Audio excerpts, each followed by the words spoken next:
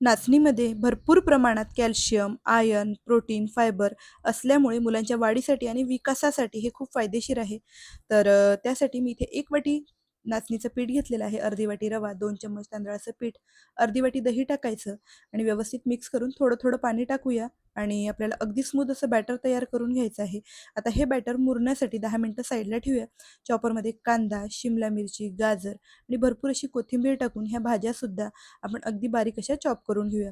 Chop केलेल्या सगळ्या भाज्या आपण या बॅटरमध्ये टाकायच्या. थोडंसं लाल तिखट, जिरा पावडर, हळद, भरपूर असे पांढरे तीळ, चवीपुरतं मीठ टाकूया आणि सगळं व्यवस्थित मिक्स करून आपलं बॅटर तयार झालं.